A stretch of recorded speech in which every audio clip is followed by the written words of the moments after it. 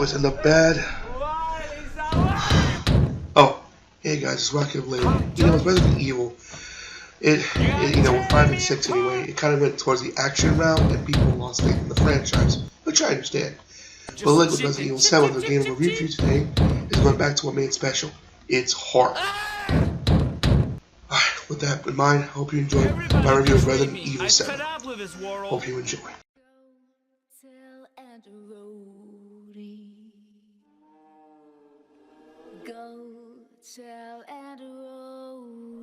Hey guys, Rocket Blade here. Once again, what's up everybody?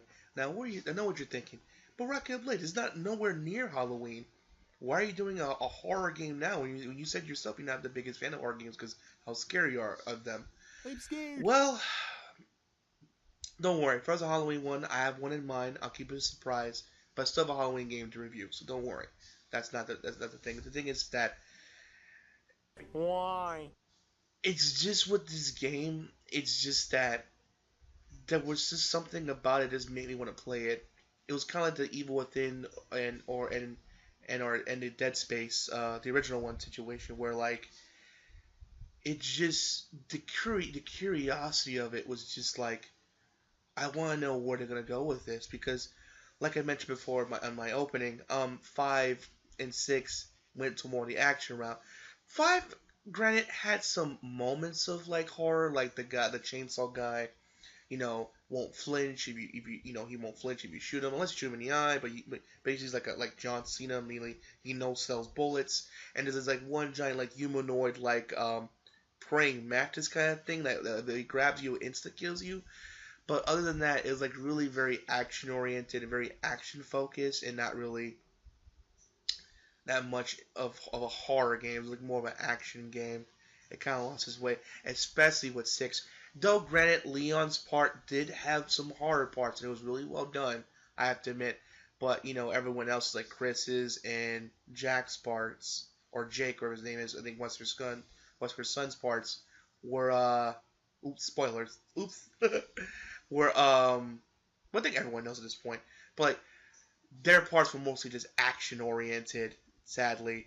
So a lot of people didn't, even though it sold really, really well, it kind of missed its mark on sale. I think it was supposed to be like a certain mark, and it kind of missed it by like 3 million. So it did good, but not great. And a lot of people got mad because that's not what made Resident Evil special. I admit it's a guilty pleasure. I do like 5 and 6. It's my guilty pleasure game. But for those of you fans that don't like those types of Resident Evil games, I completely understand because that's not what makes Resident Evil special. It's its horror. And Resident Evil 7, I dare say it, even though I'm just starting it, but starting the review. But I'm happy to report that not only it goes back to its horror roots, but in my opinion, which is a bold one, and maybe not people might not agree with it, which I understand. In my opinion, it's the best Resident Evil game to date, because now they went back to the horror route. It felt like a true sequel to Resident Evil 1 because of you being in a house. And it goes back to its horror roots, and they just knock it out the park. They hit a home fucking run. It's not even the ball's not even on Earth anymore. It went past the atmosphere. That nigga is in space because they knocked it out of the park. It is amazing what they did with Resident Evil 7. Just wow. You just knocked it out the park. It's amazing. And let's get right into the story. I won't spoil too much, of course, but I'm gonna at least get the basic premise of what's going on. So basically, you play as this guy named Ethan. You had a wife, and unfortunately, she went missing. Sadly, but you get an email from her saying that she's alive and to come find her. And you get he's talking to a friend in an opening cutscene, like, she's alive, but are you sure? It's been 3 years, but I'm gonna go to find out. Apparently, she's linked to an address in Louisiana.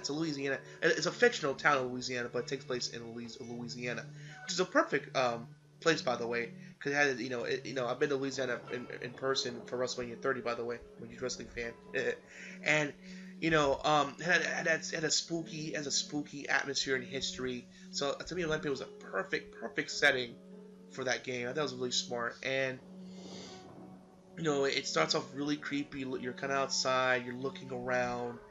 You see a mysterious figure walking by. You just try to find your wife. You find a bag which has your wife's stuff in it, and then you're going around, and eventually you find this house, and then pretty soon you end up finding your wife, but something's wrong. What? You're not exactly sure, but it's nothing good, and pretty soon you have to defend yourself from her, and supposedly you think you kill her. You gotta get into a little boss fight with her, and before you know it, you get knocked out by one of the Baker family members, and then you're taken to his house. His wife is and earlier, by the way, he lost your damn hand, but then as you see, as he wakes up tied to a chair, it's stapled back on. It's so weird. And you can just tell from looking at these guys, they're not all right upstairs. They're all crazy in their own way, and each character is something to fear. The first one you encounter is Jack, which is the one that said "Welcome to the family, son." That punched you, which I believe is his name. He's like the main one that stalks you for a while, and he is intimidating. They're all like mini nemesis. At least, well, two of them. Jack, I believe his name is. The first one that at least stalks you, goes after you. You have to hide and figure a way to get out of the house. And eventually, you run into the other family member, his wife, I believe, and she's even just as crazy, if not even more so. You have to avoid her, and you have the other one who's like a master of traps, and you gotta be very careful. And of course, there's that grandma, which she plays a big part. And what I won't spoil, but she does play a big part in the game. That's for sure. And and the cool thing about this game, why it's so scary and immerses you, you're not like Chris Redfield or Leon Kennedy. You're not some badass super BSSA AA agent. You're just a regular dude just trying to find his wife and get the hell out of there. Because trust me, this place is spooky. It's scary. You can get the Spencer Mansion a run for its money. It is a scary ass place. It is scary. I mean, the atmosphere, and there's really no memorable. The first thing I mentioned, there's really no soundtrack in this game. It's just very quiet, very quiet. You can hear like a pin drop. That's how quiet it is.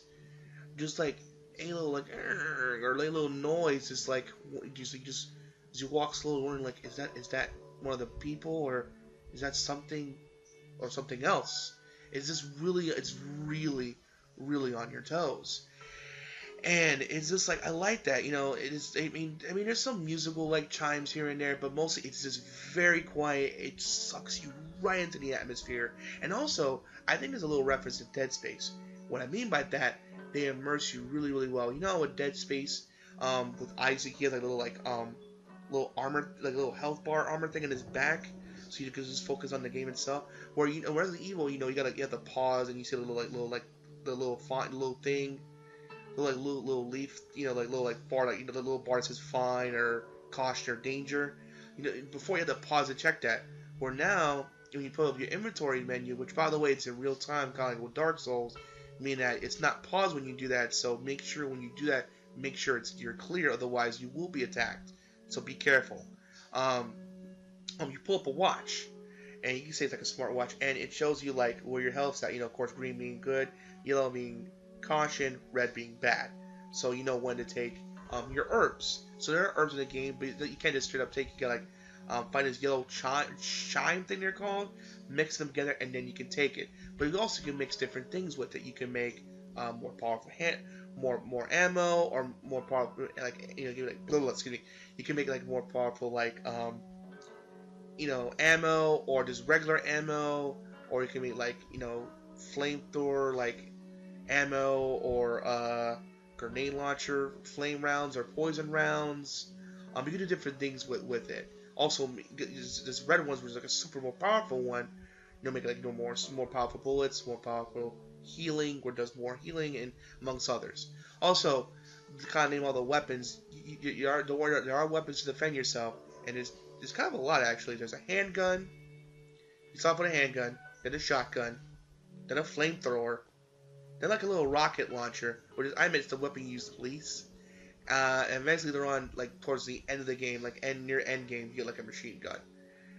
And but even though you have all these weapons, don't go thinking this is like 5 and 6 and like you're gonna go Rambo your way out of it. No. Remember, you're Ethan, an ordinary dude just trying to get his wife. I know I'm emphasizing this and repeating myself, but try to remember you're not a badass guy because he's kind of shaking and he's scared about the situation because the horrors that are in front of you are very scary. So you gotta really know when to pick your shots. Like you see like these black sludge monsters, and it's one of those things like it's not good to be up close. Like, it's good to go back, aim and take your shots. Take your time, be patient. Also count your bullets. If you go like I said, going spray crazy, you're gonna die. You gotta really count your bullets. Inventory management is everything. Know when to fight, but also know when to not to fight. You know what I mean? Like know when you have you know what I'm saying? It's like when you have to do enough to clear it, but know when to like dodge and dodge them, so that way you can save ammo for when you really need it. Because there are boss fights in this game, and though IGN said it's hit and miss with the boss fights, most of the boss fights are really good. It gets better and better and better as the game along. Unfortunately, the final boss, which I won't spoil, is disappointing. And if you're wondering how disappointing, you don't even need to use the Magnum kind of disappointing. Yeah, that's how bad it is. Traditionally in Resident Evil, you use the Magnum to kind of kill the boss faster. But in here, you don't. And for the finals, you don't really need the Magnum. So the kind of first, even though it's in the game, because like it's a little special little like cage, and you put like coins in it. You get like coins, and like you put like this little thing, and eventually you can open to unlock it, which is little coins you find throughout the house and in the game itself. But you never really need it. Like the final boss comes, it's like, oh, you get a special gun and you're done. So. But yeah, it's just like, it's just kind of like, bad. But everything else was fantastic. And this one with Jack himself, we turned into like a giant, I shouldn't say, but he turned into something not pretty. And it's my favorite boss fight, for sure. Like I said, it keeps getting better and better, but unfortunately, the end boss is disappointing. But I guess to get the bad parts out of the way, the only thing besides the final boss, not being up to it, it's just that what's more of a mild one? You don't really see Ethan's face. I mean, you see what a wife looks like, but you don't know what Ethan looks like. I want to see the guy. There's times when you think you are, like, oh nope, they cover his face or they block something. It's like, oh man, I want to see what my character look like. I'm curious. Maybe just probably, maybe with the season pass, you'll find out who he is. What else? I guess that's it for the, just negatives. But the positives, like I said, graphics, amazing. This game is downright beautiful. I don't know what engine they're using. Maybe it's Unreal, but it looks really good. The motion capture looks good. The acting is very believable. It's very, very serious, but don't know the family member that likes to do the traps. He delivers the cheese. Don't worry, if you're looking for a little cheesy factor to the game, it's there. But it just feels very serious and very grounded in reality in a way. I mean, for what it is, and it's just very, with some supernatural elements to it, and it's just very raw and scary and in your face. I mean, and also the game's very violent, very, very violent, and it lives up to the rating for sure. It's just really intense, and I love the house. You gotta really be careful, look around. It has little puzzles and stuff, kind of like with the Spencer Mansion. You gotta put this here, put that there, solve this, do that, and it's just like some puzzles. I admit most of the puzzles are pretty easy. There's something I sit back and think, but most of them I have to admit. Oh yeah, that's probably another thing, another negative. The puzzles are kind of easy size. Some are challenging, but most of them are just really simple, and easy to figure out. That's two things. The final boss being and the puzzles aren't as challenging. But other than that, like I said, the graphics look great.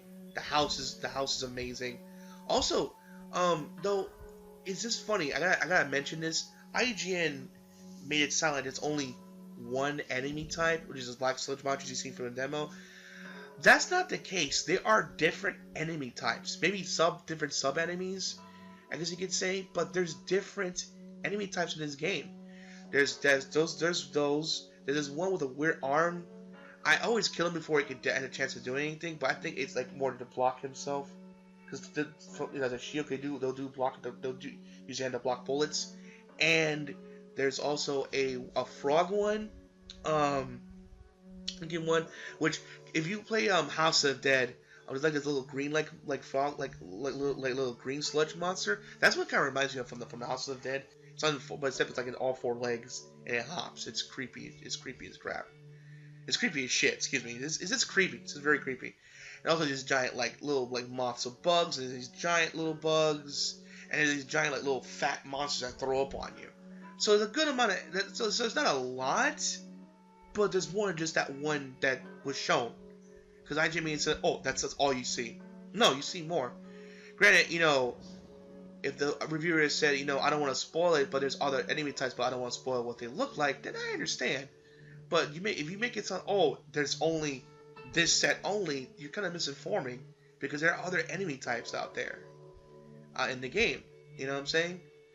So, yeah, and also you can tell it borrows from Silent Hills, and some very Silent Hill-esque things about it, but also it feels like the elements of Resident Evil. It's horror, it's scary. I mean, this game made me jump, I don't know how many times. Koopa could tell you, I was like flinching like a motherfucker, because it's like I opened the door and it was like, I'm like shit, and I'm like just like flamethrowing the monster, and like, oh my god, it's like the horror never lets up. And like I said, it's so quiet, and some of these monsters, they just sneak up on you, and until they hit you. You gotta constantly look around, because sometimes they're very quiet, very sneaky little bastards. You gotta be constantly look around, be careful. But yeah, I know it starts off really small in the house, but as the more you explore and figure out puzzles to open more of the house gets bigger and bigger and bigger. Even at one point, go outside and go to different parts of the house. But it is scary. Oh my god! There's boss fights with the lady I mentioned, the deadly game of cat and mouse. You have a chainsaw battle with him, with the Jack guy, solving deadly puzzles with the other family member. It's just constantly on your toes. Like, you never know what's gonna happen.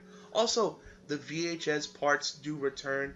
The original one they show you from the demo, it's kind of the only one, unfortunately, that's kind of pointless.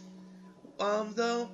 But the other ones, what I like about the other three, because it's a total of 4 if you're wondering, you pay close attention on them, because they help you figure out not only more of the area of the house you unlock later, but how to solve certain puzzles in that area, so when you run into it, you know what to do. And so it's really, really smart. I like that. It's really cool. It's really smart. And also very scary, because in those tapes, anyone can die at any moment, because it's very scripted. So you can die at any moment, and it just ends. And it's just very intense. Because that, you definitely don't know what's going to happen. Of course, my anxiety was like rampant with that. It's like, what's going to happen? Oh my god, what's going to happen? Ah! You know what I mean? It's like, oh my god. I've never been on the edge of my life, because, man, don't get me wrong, Resident Evil 4 had its moments, especially 2, but this game was like consistent with its atmosphere. Like, it just it was like, it knew what it was doing, and like, it was proud of it. Like, it never like lost sight, and like, was like wondering. It knew what it was. It was pure, unadulterated horror, and it's just amazing how scary this game is. Like I said, the atmosphere, the graphic. I know I'm repeating myself. It's so well put together. Like, this was like a well thought out game. It's like, Capcom saw Silent Hill. It's like, let's do it like that, but let's do it for Resident Evil. Let's go back to making it special. It's horror, and they nailed it, boy. They nailed it. Now, I bet you're wondering at this point, okay, are there any connections? Because they're saying this because people thought this was a reboot. I technically say it is a reboot, but it's not. It's still a sequel, because this takes place, Capcom did confirm that it does take place after Resident Evil 6. So, it's can it's canon. Unfortunately, it's still canon, but yes, it's a good read because it has go back to this horror. Like I said, there's two things. One, obviously, it takes place at the Resident Evil 6, that's considered canon, and you do see a recognizable character by the very end, and I won't spoil who. Um, but also that same character that I'm not spoiling, he will be in a DLC later on as free. It's also free, which is pretty cool. And the thing, the game is very mysterious. And a lot of questions, and it is like a minor fault because there's some questions that left unanswered, like why did this happen or why did this happen. But I feel with the season pass that's coming out, we'll find all the mysteries that about this game will be revealed as it releases and goes on. So, and considering how it sold really well, it sold like what, I think over 2 million copies, and it made like $75 million within its release window. That's very impressive. So kudos to Capcom. I mean, like what Koopa did before, and me and Koopa did the other video. Like we applauded Konami. Good job, Capcom. I mean, when they fuck, we should be mad and tell them how to do it right. But when they do it right, we should applaud them. Let them know, hey man, good job, man, good fucking job. It's kind of this guy named Jim Sterling from the Jimquisition. It's a good YouTube channel. Check it out, by the way. He brought up an excellent point. Because Capcom was really surprised at how Resident Evil did well. Because, going back to his roots, Square Enix didn't want to do a turn-based RPG. And with Bravely Default, which I did a review of, by the way, on 3DS, they were scared it was going to do well. And so, like, with his launch window, 1 million copies. In fact, and I did the research, 600,000 copies of the game was sold. Was 600,000 copies was sold in America, and only 400,000 was done in Japan. But 600,000 was sold in America. So most of the copies were sold here in America. So it shows you that fans wanted a good turn-based RPG, and fans want Resident Evil to go back to its harder. So Square and Capcom found out that there was still viable markets. I don't know why Capcom thought they needed to go into the action route. They didn't, because they have a lightning in a bottle with Resident Evil. That's something very, very special. I'm glad they woke up and realized it. Though they did earlier with Revelations 1 and 2. People give 2 shit because it made me episodic. It still had its scary moments. Don't get out about it.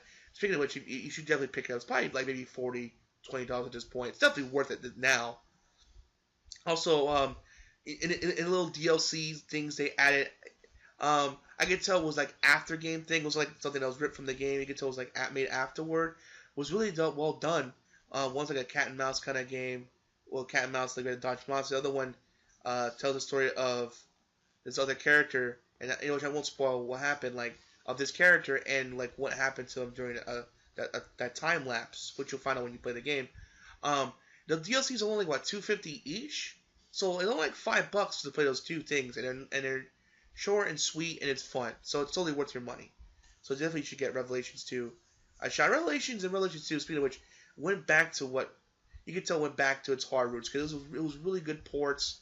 It had the cheese factor, but also had that horror factor, what made Resident Evil special.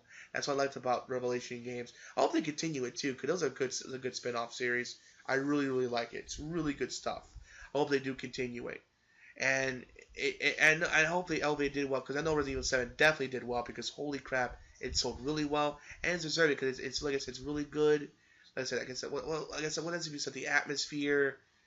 I mean, the weapons that are really cool, and a lot of callbacks, like instead of typewriter, it's a little like VHS recorder, the classic box from Resident Evil 1 and 2 and 3. You got you put your items in. There's a lot of inventory management. Though it does increase though, but it's not like you have a ton of space. So in a way, it's with the inventory is a callback to Resident Evil 1, 2, and 3, but the whole like inventory slot is a callback to Resident Evil 4. That's what it reminds me of. Yeah, the inventory slot is like a lot like Resident Evil 4. Now I'm thinking about it. Yeah, I just realized it's a lot like Resident Evil 4. It's pretty cool. It's very, very similar. So it's a lot of callbacks to like their older games, but also the newer modern games. Like you can tell it had inspiration from from Silent Hills that came out. I got the little demo that got canceled. I got inspiration from that, but also Outlast and yeah, Outlast and Amnesia, so they got inspiration from that from the first person perspective. It's a weird shift in the first part, but it works. And also, I heard VR is really good too. It's not some gimmick. It actually works really, really well. There's like are nothing but positive things on VR, so good on VR. So, I mean, I thought it would be just like another like Connect like motion gimmick, kind of like what Connect was in PlayStation Move. But based on what we're talking about the VR version of Resident Evil, it's scary in your face. It's really good. Sadly, though, like I mentioned before, I have the Xbox One version. Um, the Rift, the virtual one for Xbox was not supported because I guess Capcom made a deal with PlayStation to only be exclusive on theirs first. But after the year is up, it will not leave like next year. Maybe this time, you'll release a VR version of or a VR update for Resident Evil 7 on Xbox and PC. I believe it's on PC. Yeah, it's on PC, but there's no VR supports for them. It's only for PS4 for now. But once the year passes, it will be on the others. So yeah, I think that's it. It's fun bosses. Okay, let's recap. Fun bosses, great atmosphere in the house. Um, cool amount of weapons. His inventory. The inventory box. His inventory management. The herbs. It's just the atmosphere, the spookiness. The fact there's little no soundtrack to really, engulf you into the atmosphere, especially with VR. I heard, and it's just a great game that's just worth buying. I mean, like I said before, was Resident Evil 7. They knocked it out the park. Good job, Capcom. You did an amazing job. Like Koopa could tell you, it scared the crap out of me. It had me on the edge of my seat, and I'm so glad. And it's a good. There's a good length to it. It doesn't overstay its welcome. It took me like about 10 and a half hours to complete it. It didn't overstay its welcome. It's a nice, perfect length. It wasn't too short, but it wasn't too long either. A nice, good 10-hour length. And I gotta say, Capcom, welcome back to bringing back Resident Evil back to what it was. True horror. And in my opinion, it could be a Game of the Year contender. Probably Breath of the Wild probably win for sure, but it definitely should be at least nominated. Or at least nominated for Best Horror Game of the Year. Because so far, Resident Evil 7 is knocking out the park in terms of the first big horror game of the year. They knocked out the park, in my opinion. So good job, Capcom. Good job. Alright, guys. Hope you enjoyed the video, man. Yeah, please make sure to rate, comment, and subscribe to Always Rocket Blade. Signing out. Hope to see you guys again real soon. Peace out, guys.